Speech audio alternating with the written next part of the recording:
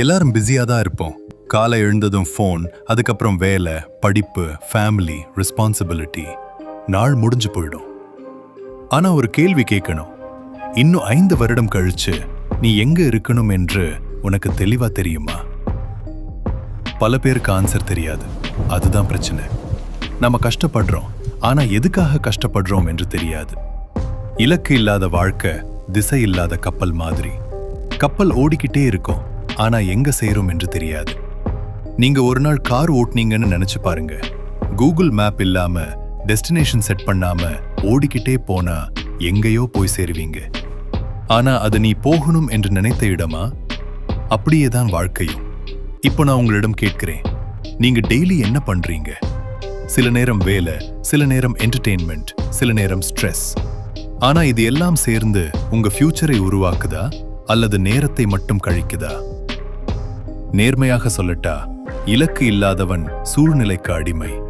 வாழ்க்கை எங்கே தள்ளுதோ அங்கே போவான். ஆனா இலக்கு வைத்தவன் அவன் டைரக்ஷனோட போவான். ஒரு சிறிய எக்ஸாம்பிள் சொல்றேன். ஒரு மாணவன் இருந்தான். அவனுக்கு டேலண்ட் இருந்தது. அவன் நல்லா படிப்பான். ஆனா கிளியர் கோல் இல்ல. பாப்போம், பின்னாடி டிசைட் பண்ணலாம் அப்படின்னு காலம் போச்சு. 5 வருடம் கழிச்சு அவனோட நண்பர்கள் முன்னேறி இருந்தாங்க. அவன் இன்னும் யோசிச்சுக்கிட்டே இருந்தா. டிஃபரன்ஸ் என்ன? கிளாரிட்டி. இலக்கு இருந்தா என்ன சேஞ்ச் ஆகும் தெரியுமா? முதல்ல உன் மைண்ட் கிளியர் ஆகும். எதுக்கு எஸ் சொல்லணும், எதுக்கு நோ சொல்லணும் அது தெரியும். டிஸ்ட்ராக்ஷன் குறையும். செகண்ட், காலையில எழும்புறதுக்கு ரீசன் கிடைக்கும். அலார்ம் சவுண்டுக்காக இல்ல, உன் ட்ரீம்காக எழுவாய். தேர்ட், பெரிய இலக்கு வச்சா அதுக்கு மேட்ச் ஆக நீயும் வளரணும். இப்போ பிராக்டிக்கலா பேசலாம். கோல் வச்சா போதுமா? இல்ல, அதை எழுதணும். எழுதுறது ரொம்ப பவர்ஃபுல்.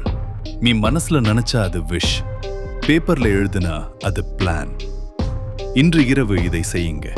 ஒரு பேப்பர் எடுங்க, எழுது. 1 வருடம் கழிச்சு நான் எங்க இருக்கணும்? ஸ்பெசிஃபிக்கா எழுது. நல்லா இருக்கணும் என்று எழுதாதீங்க. எந்த ஜாப், எவ்வளவு இன்கம், என்ன ஸ்கில், என்ன அச்சீவ்மெண்ட், கிளியரா எழுது. அதுக்கப்புறம் எழுதுங்க, ஏன் இது எனக்கு முக்கியம்? ரீசன் ஸ்ட்ராங்கா இருந்தா தான் கோல் ஸ்ட்ராங்கா இருக்கும். அதுக்கப்புறம் நாளை செய்யக்கூடிய ஒரு ஸ்மால் ஸ்டெப் எழுதுங்க. Just 1 step. ஒரு ஃபோன் கால் ஆகலாம், ஒரு அப்ளிகேஷன் ஆகலாம், ஒரு 30 நிமிஷ ஸ்டடி ஆகலாம். ஸ்மாலா இருந்தாலும் பரவாயில்லை, மூவ்மெண்ட் ஆரம்பிக்கணும். நினைச்சுக்கோ, கிளாரிட்டி வந்தா கான்ஃபிடன்ஸ் வரும். கான்ஃபிடன்ஸ் வந்தா ஆக்ஷன் வரும். ஆக்ஷன் வந்தா ரிசல்ட் வரும்.